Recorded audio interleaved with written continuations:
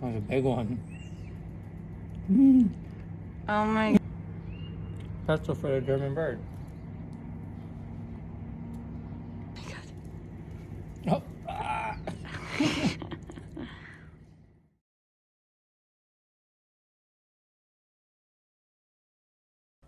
Hey everyone, my name's Maddie.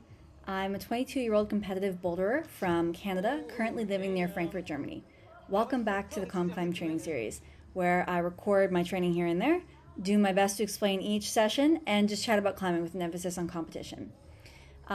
We are doing 2 different days today in our video. As you know, I'm only publishing videos on Zach's rest days. But because I do more training than just, 1 day or 2 days a week, I've decided to include a few clips from other sessions I've had since you've last seen me on COMPCLIMB. So here is our session from Boulderhaus. This boulder, if you remember, was the one that just completely stumped me on our mock comp last time we were at Boulderhaus. And I couldn't do this move at all. This jump move just felt like really far away, and I was like kind of falling off the wall the whole time, and it just really wasn't, I really wasn't vibing with the move. So I just couldn't take no for an answer on this boulder, and I decided to come back and try it. Now, as you can see here, I'm just trying out the ending of it. I haven't gotten it yet, but it took like a million tries. Like, you're just gonna see, I think it's like 4 minutes of just me falling on this thing. It's such a subtle move, and I'm so close every time, but it just takes like a few little things that just made it kind of work a little bit better. So I guess the move here is, you can see me like trying to off the wall here. You're kind of keeping your hips really close to the wall and square, and you're really opening up your hips. So your knees are like completely just facing opposite directions. And then you just want to kind of jump off the left leg and then hop that right leg right into like the middle of the volume. You're going to catch a toe hook underneath with the left, and you're going to grab a little bit of the undercling of the volume. This move is just so finicky, and you have to like have your hips perfectly over yourself. You need to have your foot not too far to the left, not too far to the right. And yeah, in the end, it took me quite a few attempts. We're about to see the send attempt here. But this was actually just a great example of just good old-fashioned projecting, which is something I've really missed. Ever since I started training for the World Cup season, my training just only became about sending and on-sighting and just staying like fit and in shape. And so I didn't have a lot of time for projecting. And so this was actually the first time I've projected since probably January, February, March. So it's been like a good amount of months, and it was like, I forgot how just exciting it is to finally stick the move after so many tries. And I love how it's like okay to fall over and over again, because you're not concerned about the fact you have an event coming up and you can't do a move that you think you're gonna see. Like, this is like a pretty, like, I feel like this could be a move. It's like very, very new school, and I could definitely see this at the World Cup. So, being so far away from the season and just having endless time to just work on everything that I'm not good at and learn new moves, like, it's just such a nice feeling to be able to do that with no pressure. And so yeah, this took the entire session. So this was actually a social session for me. So I was actually climbing with Zach for once. We're going to try to do it way more often. I'm the one in my program, I have social sessions. So I try to like hang out with the member base, but I feel like it's just easier for me to do it with Zach, because I just know him better, and it just is less awkward, and I'm more comfortable with him. So yeah, he sent this a few attempts before me, and then he actually finished the session, and then I had about 5 minutes left in my timer. So I just kept doing this thing, and then finally, like with no minutes, like 0 minutes left, basically I had like 30 seconds left, I did it.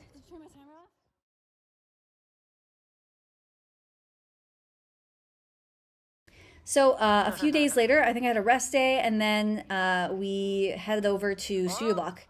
And this was my first time climbing at Studio Bloc since, since I've been, since rest week, really, or rest month started. So it's been a good month without Studio Bloc. And so I had a lot of things to do, and it sometimes is a little distracting, but I found that like I would just pick boulders, and I was supposed to be on-sighting today, but I'd pick them and I'd just like stick with them.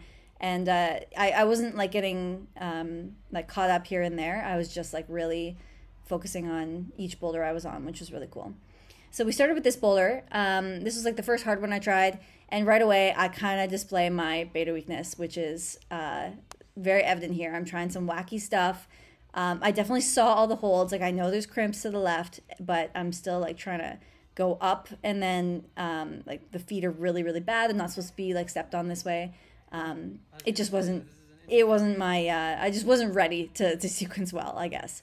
So it took me a few attempts to like really get the rhythm of this, but I find that since rest month ended, I am seeing like a few deficits here and there. Like right away, I found like I was still pretty strong and I could still pull moves. My finger strength was okay.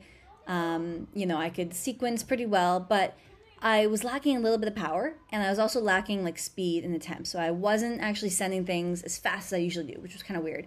So when I'm on sighting, I find that I'm like taking more attempts than I would usually, and you know, it's not a nice feeling to like go up to something and be like, yeah, this looks like an easy flash, because you know what you can flash. You know what your strong suits are. You know like what looks like maybe easier or just like your style. And so this one looked completely like my style, but the beta proved pretty hard, and I ended up taking a lot of attempts on it. And I was on-sighting, so I didn't want to get carried away with it. So I think this is my good attempt here, where I finally like use the correct beta, so to speak, and I'm kind of like moving in the direction I should be. But yeah, like it's really weird to be taking so many attempts on everything. So on this boulder, it's really, it's funny, like I figured out the beta and I was like, okay, I really want to send this. Like it's been 3 attempts, I just want to send it now. And I was actually trying really, really hard right here. Like you can see I'm like inching my right foot up, and then the heel pops. And you'll see right now, like I'm just so tired. Like that took everything out of me. And that was my first attempt, my first boulder of the session too. So it was not a great way to start. So I had to take quite a few minutes after that to physically recover from like such a strenuous attempt. And then I also didn't get the send. So it was a little bit demoralizing, but then we moved on to this one. And this was actually Zach's pick of the day. So how it works these days is every single time Zach's on the rest day until the end of the month, I'll be training. So our schedules are completely misaligned at the moment, so he is always on rest day when I'm training. So he's always just coming to the gym with me and filming me. So he's actually behind the camera. I'm not setting up any of these awesome shots. So you can thank Zach for that, and you can also thank Zach for this boulder. He was like, "You should try this. I haven't tried this one. It looks really cool." And I was like, "All right." It looked kind of hard to me, but I ended up doing pretty well in it. I really excel in like corners, like when you put me in like a corner and I have to just like move my hips and move my feet. That's really like my bread and butter. So I was really actually excited to get past the first move. The first move was pretty hard, and then we got to this finish. Now you'll notice that the finish hold here is pretty far away. Maybe it doesn't look like that on the camera, but it definitely looked like that in person. And as you know, I have struggled with ankle injuries a lot, and I have pretty weak ankles as a result of it. So I like to preserve my ankles as much as possible. So in training, if I don't have to make a risky move, I won't. That said, you need to make risky moves in climbing, in competitions specifically. And I find that I'm able to just do it in competitions. I don't think about injury as much. And like, the odds that I'm actually going to injure myself just going for a finish hold like this, pretty low. But I like to make it 0. So in this case, I found like a more static way to do it, and that ended up working for me. So then we moved on to this guy. So this is a move I literally walked up to this and said, I have not done this move before. Like they set this at Boulder Velt a couple months ago, and I remember it was like an easier grade, but I couldn't do it. It's like the jump into the corner and like have your hands like pressing against 2 volumes. So this is another like me projecting, not caring about not being able to do something and like getting ready to just fall all over something. So I decided to get on this one. Now right away I actually found like a little bit of a static beta, so it wasn't quite as much of like a jump and then like launch yourself into the corner, which I was kind of happy with, but it still was kind of a half jump. Now you'll notice here is my very first tip of the day. So here is my send attempt, and this is the tip of the day. So sometimes when you're in a position where you want to kind of mantle off of 2 volumes at once, you want to play around with like what direction you actually have your hands. Sometimes you'll want to have both your palms facing the wall, and like having your elbows like facing out. But it's often helpful to kind of have one hand or even both hands kind of facing the opposite way and having your elbows almost towards the wall. And this can help you just kind of, yeah, you'll see my right hand here is completely just the opposite of the left. And sometimes that can just help you not like bobble away from the wall. Oftentimes I've struggled with this move because I just go two hands with palms facing the wall and I just like completely just fall backwards off the wall. So this one was really good because I was able to have one hand to kind of just lead, and it's like easier to put your hand in the normal position. And I had the right hand just kind of backwards to keep the shoulder towards the wall and just keep me from bobbling. And then of course you want some core strength and you want to have good trajectory. But messing around with like which orientation you put your palms can really help. So this is the absolute best boulder of the session. I really, really enjoyed this one. That said, I did not even stick the first move of this this boulder. Now, technically, if you call this the first move, maybe this position is, but I could not actually do this boulder, but I was really, really excited because I had some really good beta breakthroughs on this. So I'll sort of run you through what was going on this boulder. So obviously we're in a corner, which I really like. I like runny doos too, and this kind of looked like a runny do. So I was like, oh, this looks right up my alley.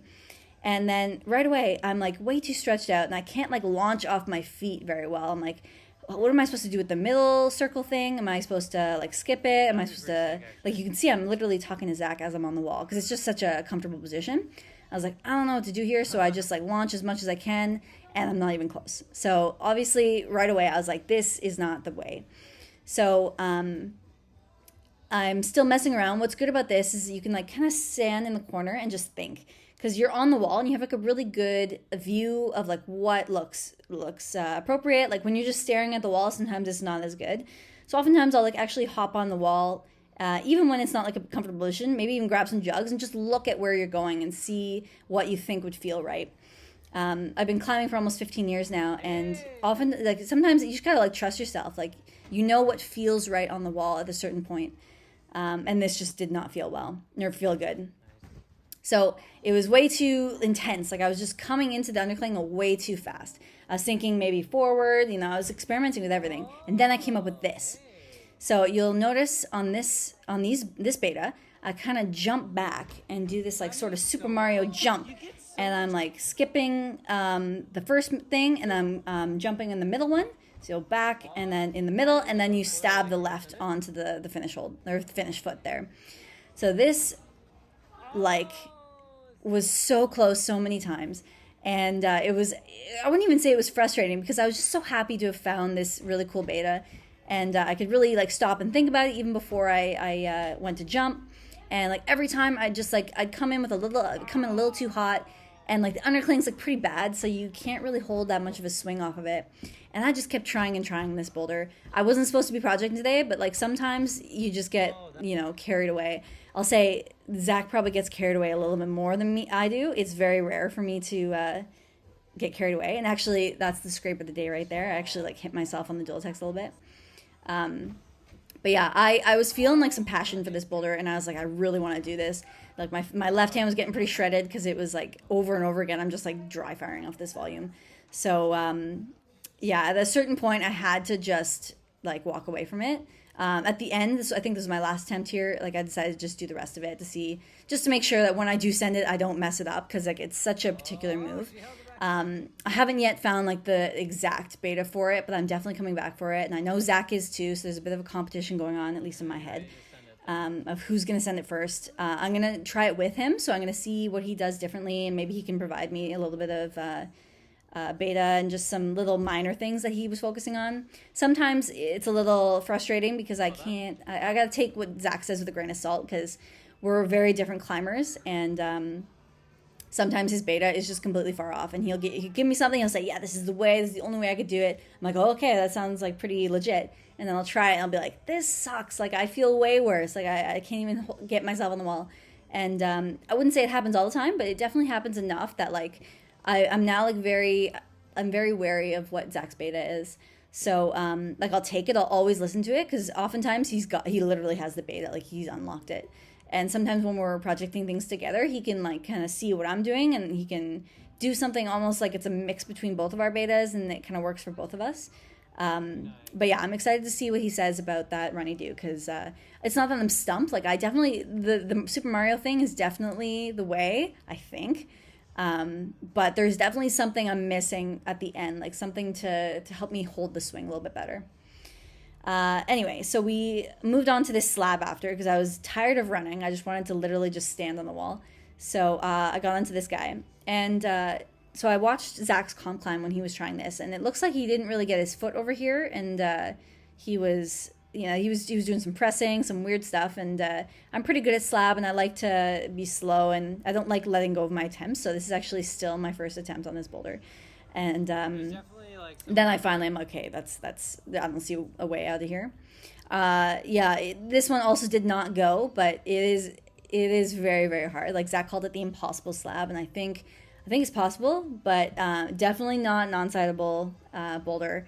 I'm not too sure what to do. You're about to see a little bit of Maddie Beta in the coming attempts.